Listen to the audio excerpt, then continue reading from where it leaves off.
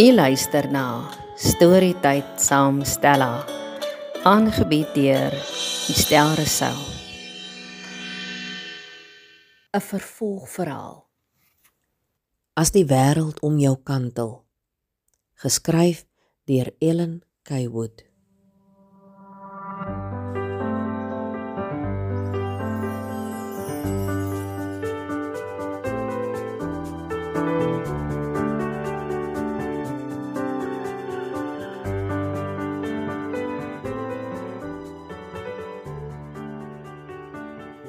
Mevrou Steenkamp, meneer Joubert sê, hy is bitter jammer om jou te pla, maar jy moet baie dringend na sy kantoor toe kom, roep die sekretaresse oor die interkom. Ek kan nie nou nie, mevrou, ek is besig met mondeling, antwoord Helene beslis. Mevrou, hy sê dit kan ongelukkig glad nie wag nie, hou die sekretaresse vol. Dit moet seker baie ernstig wees, want hulle weet hoe sterk sy daaroor voel om onderrigtyd te verloor. Nou goed, mevrou, ek kom, sug sy vieserig. Hoe gaan sy hierdie mondeling inhaal? Yes! Klink Anton, wat volgende sou wees, sy spontane gejuig op. Die res van die klas lag kliphard vir sy reaksie. Helene kan nie anders as om ook saam te lag nie. Jou dag sal kom, boetie, sê sy kamma dreigend. Gaan aan met julle taal en trek net die deur agter julle toe as ek nie vinnig terug is nie, versoek sy voor sy by die deur uitstap. Sy wonder wat nou weer die krisis is, terwyl sy vinnig oor die vierkant stap. Dit is nou eers die eerste periode na saalopening. Wat kan dan nou opgeduik het, wat hulle nie al vanoggend tydens die vergadering geweet het nie? Toe sy in die voorportaal instap, sien sy Nonkie se beteuterde gesiggie waar sy op die strafbank sit. Sy kry egter nie kans om uit te vra nie, want die sekretaresse laat haar dadelik deurstap. In die verbygaan hoor sy die woedende stem van mevrou Mostert in die hoof se kantoor. Maak toe die deur en sit, kom Dani se gedempte bevel uit sy stoel. Sy sien sy hele lyf skud van die lag. Hy probeer desperaat om dit te onderdruk, maar misluk jammerlik. Wat op aarde gaan aan? Vra sy nou baie nuuskierig.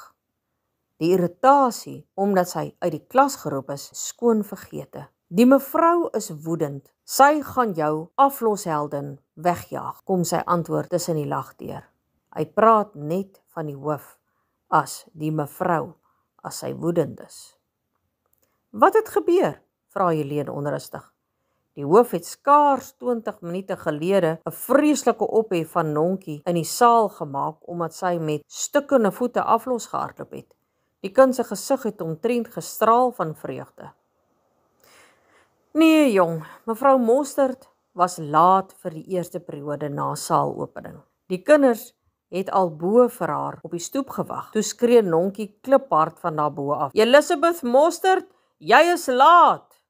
Nooit, is Helene se enigste antwoord. Sy druk haar hand voor haar mond om nie ook kliphard uit te bars van die lag nie. Dis nou van ikoon tot ganseier in 'n kwartier se tyd, voeg sy lagend by. Me Mostert is anderkant boos verby. Sy dring daarop aan dat die hoof die kind moet skors, sê Dani nou heelwat ernstiger. Ag, aardetjie tog nee, skerm Helene dadelik. Hulle behoort mos al teen die tyd te weet die kind is impulsief en nie altyd toerekensvatbaar nie. Ek en jy weet dit, maar sy dryf die onderwysers teen die mure uit. Hulle kan nie meer nie, is Dani se bekommerde antwoord. Dani, as hulle haar skors en sy nie Vrydag aan die inter mag deelneem nie, het ons nie 'n onder 19 aflosspan nie. Daar is glad nie weer 'n oefening hierdie week nie. En geen ander atlete nie. Dis nie billik teenoor die ander 3 dogters nie. Hulle het hard gewerk, begin Helene dadelik verdedig. Dis hoekom ek jou laat roep het. Jy weet, mevrou sal dalk na jou luister. Helene giggel weer as sy die prentjie in haar verbeelding sien afspeel. Hulle hoor mevrou Mostert se voetstappe in die gang af verdwyn. Daar in die beduie met 'n kopknik na die hoof se kantoordeur. Die hoof kyk vies op toe Helene saggies klop en beduie sy moet sit. Sy weet sommer hoekom Helene hier is. Mevrou, julle kan haar nie skors nie. Ek het nie 'n ander atleet nie. Sy kan mos maar elke Vrydag strafklas sit, sodra die strafklasse begin. Val Helene dadelik met die deur in die huis. Sy kan nie so met 'n onderwyseres praat nie, mevrou, sê die hoof streng. Ek weet dit, mevrou. Ek stem 100% saam, maar ek dink hier is baie faktore om in gedagte te hou, begin sy verdedig. Die hoof bly stil en sy praat verder. Ek dink nie iemand het al ooit so ophef van die kind gemaak, soos jy vanoggend in die saal gedoen het nie. Sy weet nie hoe om dit te hanteer nie. Ek dink, sy dink nou, ons is almal haar vriende en gelyk is, net omdat jy haar gekomplimenteer het, gaan Helene moedig voort, maar die hoof onderbreek haar dadelik. Sy is 20 jaar oud, sy moet van beter weet, anders hoort sy nie hier nie, troef die hoof dadelik haar standpunt. Dit is so, maar sy het nie groot geword in 'n huis soos ek en jy nie. Daar is geen voorbeeld van respek vir ouer persone nie. En ek dink beslis nie gepaste sosiale vaardighede nie, hou Helene vol. Daar is 'n effense stilte voor die hoof verder praat. Sy ken die verskil tussen reg en verkeerd, anders sou sy nie vir jou die spykerskoene teruggegee het nie, troef die hoof Helene weer eens. Dinge lyk glad nie goed vir Nonkie se saak nie, besef Helene. Dit is so, mevrou, ek stem saam. Sy is skuldig. Die vraag is nou, wat is 'n gepaste straf? Probeer Helene weer vanuit 'n ander hoek. As ons elke kind se unieke situasie in ag moet neem voordat ons hulle straf, gaan ons strafstelsel platval, is die nugter antwoord. Helene besef Elmarie het effens bedaar as sy so logies begin redeneer. Dit is 'n goeie teken, al gee sy nog nie kop nie. Ek sê nie ons moet haar nie straf nie. Sy kort 'n behoorlike roskam. Ek dink net ons moet die stelsel sy gang laat gaan. Gee vir haar strafpunte en laat sy strafklas sit. As sy nie opdaag nie, dan neem ons verdere stappe, stel Helene desperaat voor. Daar is 'n oomblik stilte voor die hoof praat. Sy het al meer strafpunte as wat ek geld in die bank het, mevrou. Die personeel voel uitgelewer aan 'n stelsel wat nie stout kinders straf of rehabiliteer nie. Hulle voel ek laat hulle in die steek. Die kinders lag die strafstelsel af, sê sy ernstig. Dit is so, mevrou, maar indien ons elke kind uit 'n sportspan moet haal, omdat hy of sy stout was, kan ons sport stop, skaar Dani, wat ook intussen in die kantoor ingestap het, hom aan Helene se kant. Sport en dissipline is immers tog sy portefeuilles. Ek weet julle Marie se pa sal môreoggend 8:00 by die skool wees as ons sy dogtertjie se aflosspan onttrek. Hulle het van graad 8 af nog nooit 'n interwedloop verloor nie, gooi Helene nog 'n onaangename klip in die bos. Daar is 'n hele ruk lank 'n doodse stilte. Die hoof het nog nie hieraan gedink nie. Ons gaan ook net een baie swak atleet by die 1500 meter en die 800 meter hê as sy nie hardloop nie. Onthou, ek moes reeds vir Anneke uithaal. Maak Helene nou 'n baie slim skuif. Dit was nog altyd die reël dat atlete nie in hulle matriekjaar atletiek kan los en sang toeskuif nie. Die hoof het op aandrang van die sangafrigters by Helene gepleit om hierdie jare uitsondering te maak met Anneke. Haar leiereienskappe sal baie voordeliger by die sang wees as haar atletiese vermoëns. Helene weet Elmarie gaan besef sy skuld haar 'n bietjie. As Anneke nie 'n dirigent was nie, was hierdie moontlik 'n verlore saak vir Nonkie. Ek sê mos nog altyd die kind is saam met die badwater uitgegooi.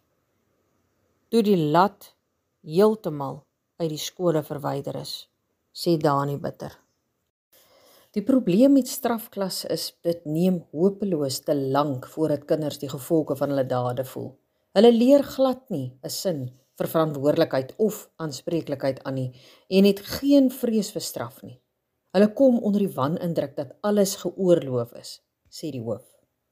Al 3 van hulle weet, hierdie is 'n enorme probleem wat besig is om dissipline in skole lam te lê. Dit is so, maar ek kan nie met my vingers klap en 'n afgerigte aflosspan val uit die lug uit nie. Daar is nie eers meer aflosoefening nie. In vandag se sportperiode tref ons reëlings met die klusteratlete. Môre is die klusterbyeenkoms. Woensdag is die eerste toetsperiode en donderdag is geesvang. Dan is al die oefening in die son pure verniet gewees, argumenteer Helene verder. Die twyfel in die hoof se oë gee Helene hoop dat sy gaan kop gee. Daar is vir 'n oomblik stilte en dan giggel die hoof effens. Daar is darm 'n tikkie blinde sambok hierby betrokke, sê sy. Die ander 2 kyk haar vraend aan. Ons het al hoeveel keer gepraat oor onderwysers wat nie dadelik in hulle klasse kom nie, sê sy ferm. Dit is ook nie altyd so maklik as wat dit klink nie, mevrou, antwoord Helene. Aan wie se kant is jy nou eintlik, mevrou? Vra die hoof glimlaggend. Eers kerm jy vir die kind en nou vir die onderwyser. 'n Vonkel in haar oë verraai dat die woede bedaar het. Dis nie maklik om 'n skoolhoof te wees nie, dink Helene simpatiek. Ek kies niemand se kant nie, mevrou. Ek bedoel maar net, alles is nie altyd net swart en wit nie, stel sy 'n onoortuigende saak. Almal weet me Mostert is 'n redelik dikwels 'n oortreder van hierdie reël. Die atmosfeer in die kantoor is daarom nie nou meer so elektries nie. Ek dink mevrou moet haar goed die Lewiete voorlees en 'n klomp strafpunte gee. Vat Dani die situasie saam. Nou goed dan. Jy het my arm gedraai, maar sy gaan eers 'n bietjie sweet, sê sy nou weer dreigend. Helene slaak 'n sug van verligting toe sy die gang afstap. Toe sy oogkontak met Nonkie maak, skud sy net haar kop afkerend, sonder om 'n woord te sê. Die kind laat sak haar kop in skaamte en sien nie die vonkel in Helene se oë toe sy verbystap nie. 'n Sterk arm gryp Helene en trek haar by die kombuisdeur in toe sy verbyloop. Betty en Lydia staan soos 2 giggelende skooldogtertjies voor Helene en druk 'n koppie koffie in haar hand. Oeg, Heleentjie, dit was so snaaks, huil Lydia van die lag. Met die agterkant van haar hand vee sy lagtrane uit haar oë. Toe sy sien sy het Helene se aandag, vertel sy breedvoerig. Ek was by die junior kleedkamer se deur toe mevrou Mostert aankom. Die vierkant was nog vol kinders, toe daai stout kind vir haar skree. Al die kinders het gelag. Sy was baie kwaad. Sy het geskree die kind, hy moet dadelik afkom by die trappe, maar hy wou nie. Toe gaan sy op by die trappe en gryp hom aan die arm. Sy het hom getrek tot in die kantoor. Ek het in die kleedkamer weggekruip, dat sy nie sien hoe lag ek nie, fluister sy gedem, terwyl haar groot lyf bewe van die lag. Vir 'n rukkie kraai hulle 3 behoorlik van die lag. Ai, die kinders is stout, is al wat Betty sê, toe sy die beker weer by Helene vat. Dankie tog, die krisis is afgeweer, dink Helene dankbaar, toe sy deur die saal se glas deurstap. Net voor die einde van die eerste periode stuur meneer Botha vir Willem kantoor toe met 'n klomp dokumente om vir meneer Joubert te gee. Hy kan nie sy geluk glo nie en voel in sy baadjiesak om seker te maak sy sluitkassleutel is daarin. Indien die krat al voor die VLR kamer staan, kan hy mos vinnig wegsluip en die geskenk daarin sit. Dis perfek, want daar behoort nie veel ander kinders te wees nie. Almal is in hulle klasse. Toe hy in die vierkant kom, sien hy dadelik die krat. Hy stap haastig na sy sluitkas toe. Net toe hy die sleutel in die slot druk, hoor hy 'n meisie om die hoek snik. Hy druk sy kop versigtig om die hoek, want hierdie is omtrent by die senior dogter se kleedkamer, verbode terrein vir seuns. Willem skrik om boeglam toe hy sien dis Esmy. Sy sit in 'n patetiese bonneltjie, plat op die sement. Hy stap onseker tot by haar. "Hi Esmy, is jy okay, jong?" vra hy besorg. Sy skud net haar kop en snik al hoe harder. Willem besef dadelik hy is heeltemal buite sy speelveld. Wat weet hy van meisiekinders wat huil? "Hi Esmy, kan ek nie help nie, jong?" probeer hy onseker. Sy skud net haar kop. Die rou emosie wat in daai bruin oë brand, is so ontstellend dat Willem koue rillings oor sy hele lyf voel uitslaan. Hier is groot fout. Wat moet hy doen? "Kan ek jou sussie vir jou gaan roep?" dink hy vinnig. Rou snikke skeur uit haar lyf. Sy kyk hom met wille oë aan. "Verloorders soos ek en jy sal nooit gaanse van hierdie dam kan wees nie," snik sy onlogies. Haar woorde sny soos 'n lemmetjie deur hom. Hier moet hy wegkom. Hy moet hulp kry. Hy draai woordeloos om en hardloop blindelings kantoor se kant toe. Hy kan skree van verligting toe hy mevrou Steenkamp deur die glasdeur sien kom. Juffrou moet gou kom, asseblief, daar's groot fout," skree hy al van ver af. Helene vra nie eers wat fout is nie. Een kyk na die seun se beangstigde gesig is genoeg om haar dadelik te laat reageer. Sekondes later kniel sy langs 'n hysteriese Esmy. Dit is vir haar onmiddellik duidelik hierdie kind het 'n totale ineenstorting. "Willem, gaan roep gou vir mevrou Olofse," praat sy met 'n verbaasde, kalm stem. Sy weet Leonie is in beheer van die sang en het noue kontak met die kind. Juffrou Hofman is nog hopeloos te onervare hiervoor. "Juffrou, al ons matriekklasse skryf vandag 'n taaltoets," kom sy onseker antwoord. Hy weet mevrou Olofse sal nie nou uit haar klas uit kan gaan nie. Helene knik haar kop. "Willem, gaan kantoor toe. Sê vir die sekretaresse ek sê sy moet dadelik die hoof roep en sê sy moet hiernatoe kom. Sê dis 'n noodgeval. Dan stap jy na my klas toe en sê die kinders moet op toesig gaan," gee sy vinnige instruksies terwyl sy langs die dogter gaan sit en haar arms om haar skouers sit. Willem verdwyn woordeloos. Dit voel vir Helene soos 'n ewigheid voordat Elmarie om die hoek verskyn. "Wat op aarde gaan aan? Is iemand dood?" vra sy skerp. "Ek kon nog nie agterkom nie. Sy huil te veel," antwoord Helene bekommerd. 'n Goeie kwartier later kry die twee dames dit uiteindelik reg om die rukkende kind te begelei tot in Helene se kantoor, wat darm 'n bietjie meer privaat is. Enkele rafels van die gesinsdrama torring tussen die snikke los. Die stiefma is die klassieke heks, behandel die tweeling sleg. Pa ontken dit. Stiefma jaag hulle vanoggend weg. Esmarie het weggeloop. Esmy het nie blyplek nie. Wat van dirigente? Die hoof het ook tieners grootgemaak en besef 'n storie het twee kante en groot mense hoor dit gewoonlik net tot waar die kind die slagoffer is. Sy stap kantoor toe om meneer Steyn te skakel en om Nonkie te straf. Sy stuur vir Betty met tee om die kind te help kalmeer. Helene bly by Esmy op die bank sit. Sy is dankbaar die hoof het beheer van die situasie geneem.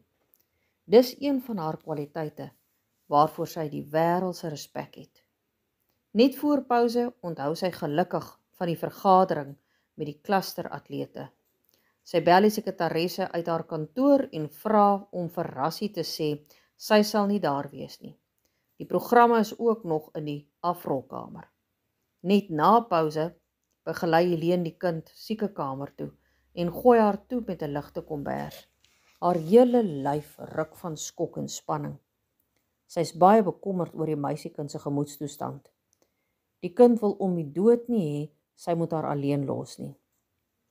Helene bly noodgedwonge by haar sit. Na so wat 'n uur daag 'n mismoedige meneer Steyn by die skool op en verdwyn in die hoof se kantoor. Die deur bly baie lank toe. Leonie Olofse se somber gesig verskyn eers gedurende die dag om die deur. Helene het nou heeltemal tred verloor met die periodes. Sy verduidelik vir haar wat aangaan. Nee, sy weet nog glad nie wat gaan gebeur nie. Ja, die arme kind. Sy het so hard gewerk om 'n dirigent te wees. Nuuskierige tieneroë het die optog van die hoof, mevrou Steenkamp, en die huilende Esmay gesien en gehoor. Die nuus het soos 'n veldbrand versprei. Willem dwaal heeldag soos 'n gees deur die skool. Niemand besef hy het op Esmay afgekom nie. Hy sien haar wilde oë die heeltyd voor hom. Verloorders soos ek en jy. Haar woorde bly aan sy siel steek, soos veselglas doringkies. Eerste pouse kruip hy in die kleedkamer weg. Hy kan nie eers onthou wat in die taaltoets gevra is, wat hulle klas net voor tweede pouse geskryf het nie. Tweede pouse loop hy hom in Gerrit en Marnus vas, wat voor die kleedkamer staan en gesels. Het julle gehoor van die tweeling, sê Marnus opgewonde. Willem antwoord nie en Gerrit kyk hom net vraend aan. Hy lek behoorlik sy lippe af om die nuutste uitgroeisels kindernuus verder te versprei. Een van die tweeling is blykbaar reg voor die skool deur 'n dwelmsmous ontvoer. Een van die buskinders het gesien hoe sy uit die bus klim en toe reguit na die kar toe stap. Hy het haar seker op Facebook ontmoet. Haar sussie het desperaat probeer om haar uit die kar uit te trek, vertel hy verder. Dit sal my nie verbaas nie. Los lywe soos daai twee sal val vir enige soort wat aandag aan hulle gee, kom die gevoellose kommentaar van Gerrit. Willem ontplof. Jou gemeene vark, trek dit terug, bulder hy so hard, dat almal om hulle dadelik stil bly en nuuskierig vir hom kyk. Gerrit kyk hom verras aan. Ekskuus? Vra hy onhuts. Hy is beslis nie gewoond daaraan om deur een van sy maats uitgedaag te word nie. Jy het my gehoor. Ek het gesê, trek dit terug. Bulder Willem weer. Kinders kom belangstellend nader. Almal weet dit beteken groot moeilikheid as twee vriende beklei. Wie die hel dink jy is jy? Grom Gerrit dreigend. Albei staan nou penregop. Hulle is skaars 'n half meter uitmekaar. Willem se gesig is bloedrooi van woede. Ek het nou genoeg gehad van jou stront. Jy dink jy's die kat se snor en kan jou mond oor alles en almal uitspoel. Geen wonder wie aan het jou verraai nie, bulder Willem met sy gesig nou teen aan Gerard sit. Die eerste hou tref hom in die maag. Die tweede een op die oogbank. Hy val. Toe die eerste skop hom tref, kom hy tot verhaal en gryp na Gerrit se voet. Dit voel vir Helene of ure verbygegaan het voordat die hoof in die deur verskyn en vra of Esmay kantoor toe sal kom. Die kind se smeekende oë pleit, sy wil nie alleen daar ingaan nie. En Helene stap noodgedwonge saam. In die kantoor kyk die verwese man met smeekende oë na sy dogter. Sy ignoreer hom heeltemal en sit net voor haar op die mat en staar. Die effense geskikte kraag van 'n uitgewaste donkerblou hemp vertel ook sy eie verhaal, dink Helene. Elmarie Bedye is stil met haar oë vir Helene om nie tussen pa en dogter te sit nie, maar aan die ander kant van die kind. Sy torring die hele hartseer verhaal van die kind se lewe voor Helene los. Esmay, jou pa het my vertel van jou ma se tragiese dood, toe julle twee maar net 8 jaar oud was.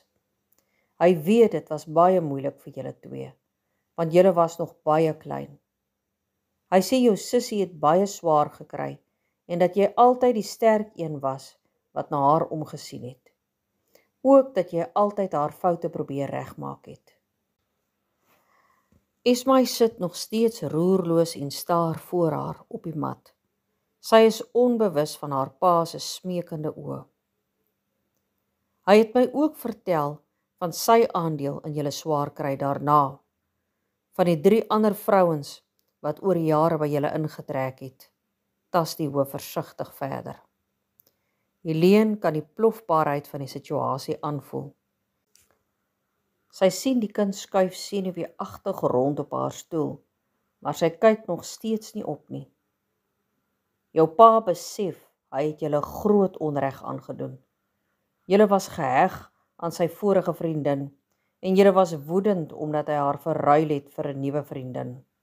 Hy erken, hulle drink te veel, en dat sy julle 2 nie goed behandel nie. Praat die hoof versigtig verder. Jou pa is opreg jammer oor alles waartoe julle is. Hy wil dit regmaak, want hy is regtig lief vir julle. Gaan die hoof voort, maar word heftig in die rede geval. Lief! Jy is nie lief vir ons nie.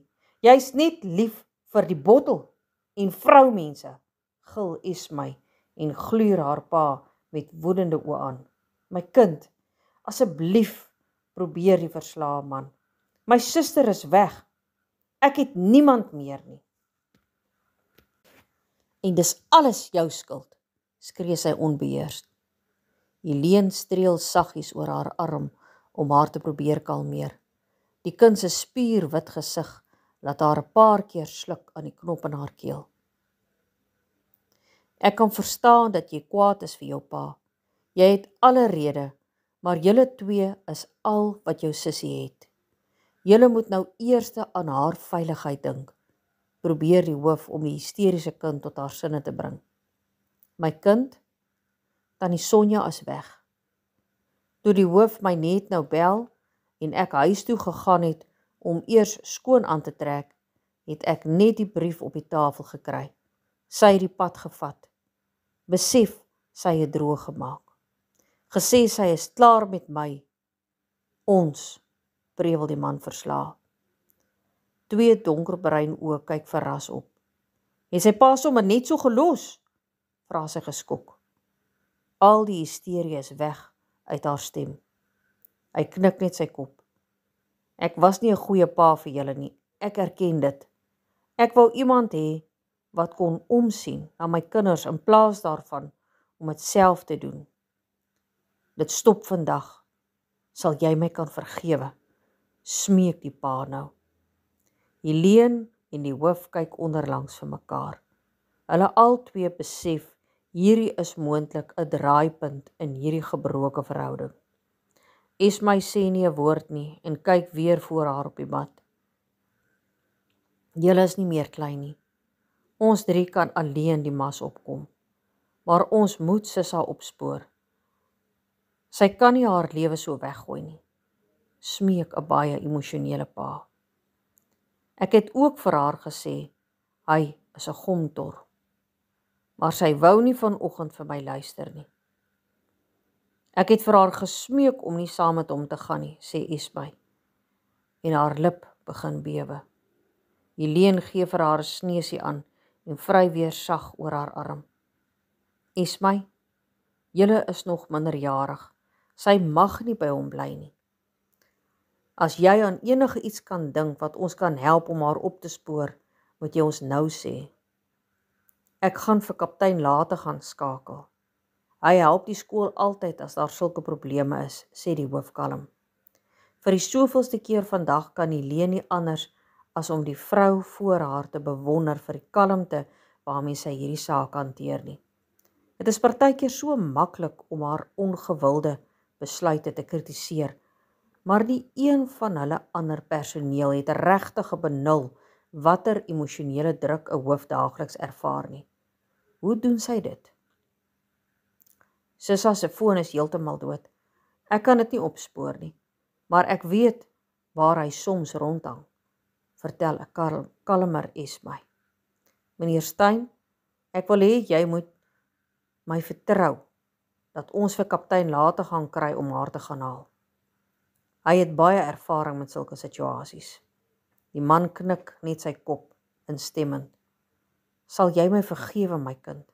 smeek die man weer by sy dogter. Esmy draai na haar pa toe en sit haar arms om die man se lyf. Albei staan en snik met hulle koppe weggesteek in die ander een se skouer. Dis alright, Dadda. Dis alright. Ek is ook jammer oor alles. Ons was nie engeltjies nie. Maar ons sal regkom. Ons kan kos maak en huis skoonmaak en alles. Ons sal regkom. Pa moet net nie weer daai vrou terugvat nie.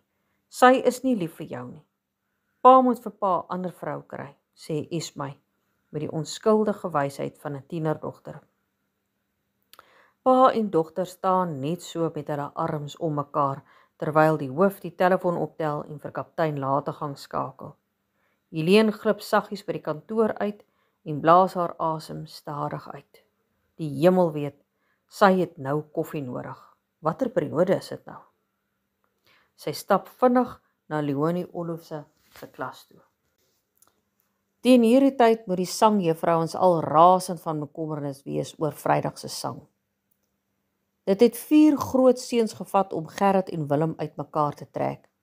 Die duiwel is vandag behoorlik los in hierdie skool, brom die onderwysers, toe die 2 seuns onder begeleiding van meneere Venter en Botha en 2 VLR-lede by die personeelkamer verbystap.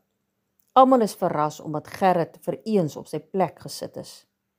Net voor die skool uitkom, stap Willem om sy tas te gaan haal. Hy het strafpunte gekry, maar is nie geskort nie. Meneer Joubert het in ag geneem dat hy ontsteld was oor Esmy. Hy sal moet strafklas sit.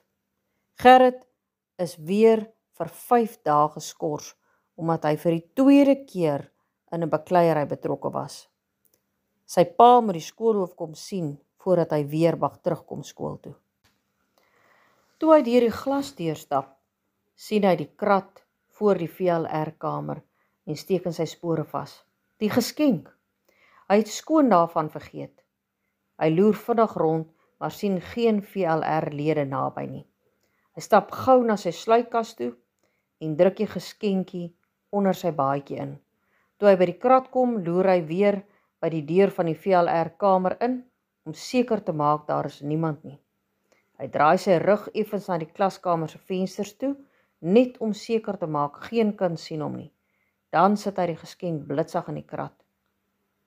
So, ek en jy is nou in dieselfde bootjie, praat Wian se stem reg agter hom. Willem versteen. Het Wian gesien hy sit die geskenk in die krat? Wat bedoel jy? Vra hy en draai om. Ek bedoel, ek en jy is nou albei in Gerrit se slegte boekies, sê Wian met 'n sweem van 'n glimlag om sy mondhoeke. Willem blaas sy asem verlig uit. Wian het nie eers na die krat gekyk nie. Dalk het hy nie gesien nie. Dit lyk my so, sê hy en stap vinnig weg om sy tas te gaan haal. Hy weet nie eintlik wat om vir Wian te sê nie. Toe hy by die huis kom, kloek sy ouma soos 'n besorgde hen om hom. Sy sit ys in 'n handdoek om die swelling van sy oog te probeer stop. Sy trek die hele storie uit hom uit, terwyl sy oupa net stil toe kyk. Dit kos baie soebat en mooi praat om haar te oortuig om nie Gerrit se pa te bel nie. Hy weet dit sal net meer moeilikheid veroorsaak. Sy ouma maak dit duidelik, Gerrit is nooit weer welkom in haar huis nie. Hy gaan lê op sy bed met ys op sy ribbes. Willem voel glad nie goed nie. Die dag se spanning het beslis sy tol geëis. Hy wil dit vir die 2 ou mensies probeer wegsteek. Later die middag gaan sy ouma onder protes tog na die wijksbiduur toe, wat sy met alle geweld wou los. Willem lê uiteindelik alleen met sy gedagtes. Esmy se woorde kom spook weer by hom. Na rukkie loer sy oupa om die deur. Kom in, oupa, nooi hy die ou man uit en wys na die bed se voetenend. My kind, oupa wou net kom kyk of jy oukei is, sê sy oupa terwyl hy sukkelend op die bed gaan sit. Ek sal reg wees, oupa, begin hy praat, maar sy oupa skud sy kop. Nee, my kind, oupa praat nie van kneusplekke nie. Oupa wil weet of jou hart oukei is, sê die ou man en kyk hom stip in die oë. Willem kyk vinnig af. Hy kon nog nooit vir sy oupa wegsteek wanneer hy ongelukkig is nie. Oupa, dink oupa ek is 'n verloorder? Sukkel hy om Esmay se woorde van vroeër die dag hardop te herhaal. Sy oupa kyk hom verbaas aan. Ai nee my kind, wat op aarde laat jou so iets dink? Natuurlik as jy nie, antwoord hy beslis. Ek weet nie oupa, dis net, ek is nie regtig buitengewoon nie. Ek is nie akademies vreeslik sterk nie, behalwe die meganies. Ek is nie op die VLR nie, ek is nie vriende met regte kinders nie, stort hy sy hart uit. Willem, die dinge wat jy nou opgenoem het, is nie dinge wat jou buitengewoon maak nie, sê hy, en kyk na die seun se afwagtende oë. Dan gaan hy voort. Ek dink nie 'n 6-jarige seentjie wat sy ouers verloor het, is 'n verloorder as hy elke aand sy trane in sy kussing probeer wegsteek het, omdat sy oupa en ouma self hartseer is oor hulle enigste dogter se dood nie. Hy is ook nie 'n verloorder wanneer hy elke week die gras sny sonder dat sy siek oupa hom moet vra nie. Ook nie wanneer hy tot laat in die nag sy oupa help om engines reg te maak en karre op te bou nie. Hy is beslis nie 'n verloorder as hy vir sy ouma koeksisters in die straat help verkoop, waar al sy maats dit kan sien nie. Ook nie wanneer hy sy oupa elke aand help om te stort en in die bed te klim nie. Willem kyk net af en sluk effens aan die knop wat besig is om in sy keel te vorm. Ek weet ook, hy gaan definitief nie 'n verloorder wees as die dag kom wanneer ek nie meer daar is nie. Ek weet hy sal dan sy ouma mooi bystaan en help, want dit is die mens wie hy is. Dit is beslis nie die kwaliteite van 'n verloorder nie, my kind, sê hy sag.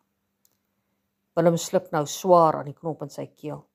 Hy weet sy oupa is nie gesond nie, maar hulle het nog nooit regtig gepraat oor die moontlikheid dat hy nie meer eendag daar kan wees nie. Dit voel vir hom, hy het net eenvoudig nie nou die krag hiervoor, na die emosionele dag wat agter die rug is nie. Vir 'n ruk sit hulle in doodse stilte. Woorde was nog altyd onnodig tussen oupa en kleinseun. Ek wou nie uitvra voor jou ouma nie, grinnik sy oupa skielik ondeend. Oor wat, oupa? Vra hy. Ek wou weet, het jy daarom ook 'n hou ingekry, of het ek jou niks geleer in die bokskruit nie, knipoog sy oupa, en hulle albei bars uit van die lag. Hy gryp egter dadelik na sy ribbes en sien sy oupa se besorgde blik.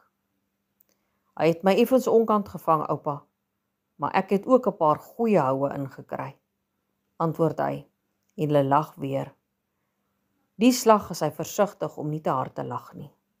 My kind, jy weet ek het nog nooit ingemeng in jou lewe nie, maar hierdie keer moet ek met jou ouma saamstem, gaan hy voort. Willem kyk hom verraand aan. Hy het nog altyd respek vir sy oupa se opinie gehad, seker juis omdat hy dit spaarsamig uitdeel. My kind, jy en Gerrit, julle is nie gaanse van dieselfde dam nie. Sal ook nooit wees nie, sê hy. Willem kyk hom verras aan en glimlag skielik van oor tot oor. Die vonkel is terug in sy oë. Dit is sy oupa se beurt om hom verraand aan te kyk. Oupa, jy en Esmay ken mekaar nie, maar julle twee, julle praat dieselfde taal, sê hy met 'n lag en staan op om koffie te gaan maak. Sy Afrikaanse onderwyseres sal baie trots wees op hom oor sy voorbeeld van dubbelsinnigheid, dink hy, terwyl hy wag vir die ketel om te kook. Dit is reeds laatmiddag toe die skoolhoof haar telefoon neersit. Sy sit vir die soveelste keer in haar loopbaan met toe oë en luister na die salige stilte van die leesskool. Net die ligte bewing van die pen in haar hand verraai die uitwerking van die dag op haar gemoed. Sy probeer onthou wat sy skielik veronderstel was om vanoggend te doen, voordat die donkerblou maandag om haar voete aan skerwe gespat het.